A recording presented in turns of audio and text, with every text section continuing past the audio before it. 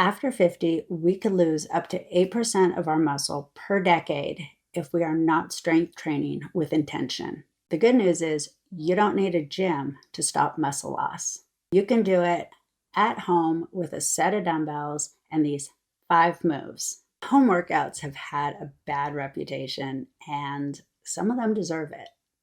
They're usually follow along cardio circuits that you work up a sweat, but you never build real strength. And that's not what this is. What I'm going to show you is 5 fundamental strength training movements that will cover every muscle group. And each one you can do at home, in your garage, or even in a small space. These aren't watered down versions of gym exercises. They're exercises that build real functional strength for everyday life, like picking up groceries or getting up off the floor without help.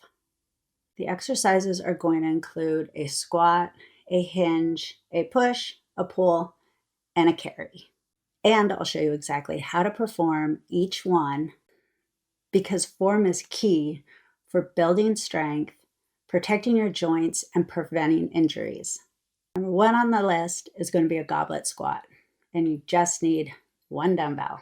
You're going to hold the dumbbell vertically up against your body about chest height. Put both hands underneath the top end of the dumbbell. Have your feet about hip width apart. Toes can turn out slightly if it's more comfortable. Because of body mechanics, positioning can be slightly different for each person. I touch on that a little bit with my squatting and knee pain video. The link is in the description. And I'll be making one that goes a little more in depth as well. The main thing is to have all points of your feet touching the ground, your toes, the ball of your foot, and your heel. While keeping your chest up, brace your core. Then before you execute, think about an imaginary line between your elbows and your legs as you descend. Your elbows should not go outside your legs. You also want to keep that upright position. Don't look down or hinge so much that your elbows end up in front of your knees. As you come up, you'll push all points of your feet into the ground. This is going to take the pressure off your knees. Now at the top, you're going to squeeze your glutes. Don't shove your hips forward. If the weight you have feels too light, you can add pause reps or slow down the tempo, or even add resistance bands. All right, our next exercise is a hinge movement. And for this, we're going to do Romanian deadlifts. The hinge is one of the most important movements for protecting your back when picking something up.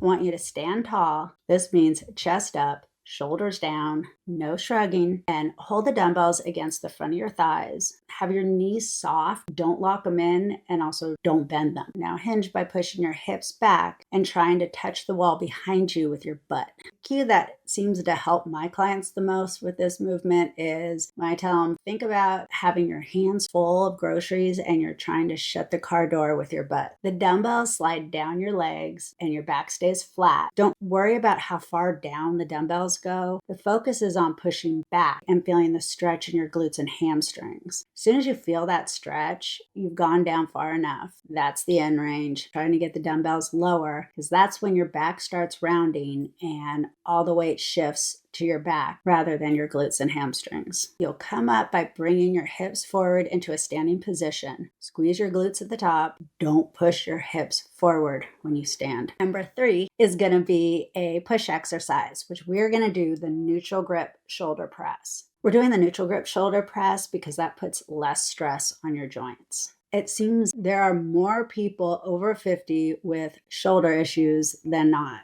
and myself being one of them. So for this movement, you're going to hold the dumbbell at about 90 degrees. You're going to make sure the dumbbell, your wrist, and your elbow are in a line. And you're going to drop your shoulder down and slightly back, keeping your chest up. And you're going to press the dumbbell up overhead and make sure you don't shrug. And then you're going to bring the dumbbell down just to about your chin height. Don't bring the dumbbell towards your shoulder itself. You want to keep that 90-degree bend. Bring it down and press it back up.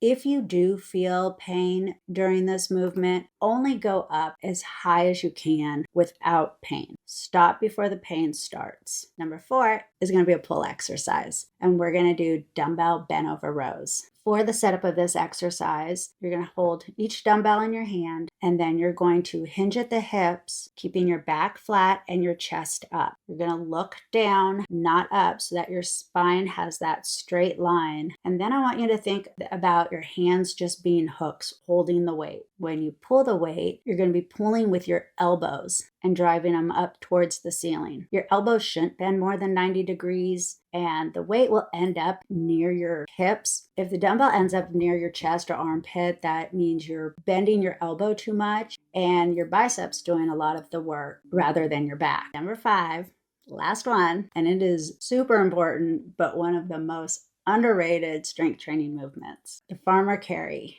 You're going to pick up a dumbbell in each hand and walk. That's it. But here's what's actually happening. Your core is bracing the entire time to keep you upright. Your grip is working, grabbing onto the dumbbells. All your stabilizers in your ankles, in your knees are all being worked as well. So before you even take a step, you're going to stand tall, shoulders back, chest up.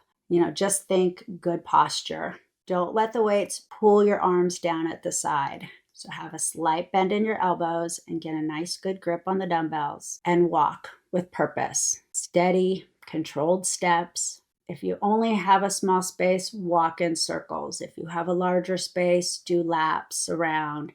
The distance doesn't matter. It's how much time you have under load. Simply walking around, carrying weights, fixes your posture, works your core, builds grip strengths, and improves overall stability, all with one exercise. So you're thinking, how many sets, how many reps, how many days a week?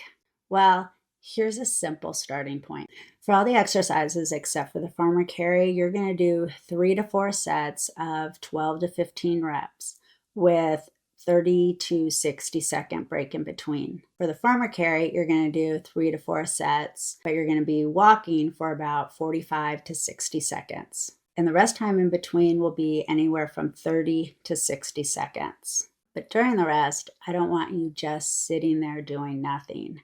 Get up and, still move around. You just won't be pushing weights during that time.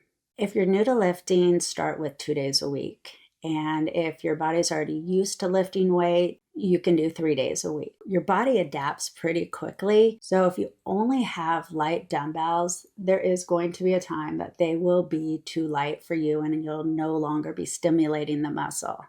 So you will either need to get heavier weights or find ways to make it more difficult.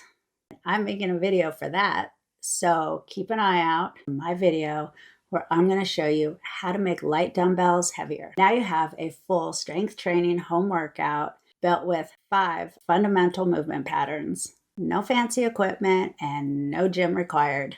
And if you want to grow your glutes, I put together this video that breaks down how to hip thrust properly. See you on the next one.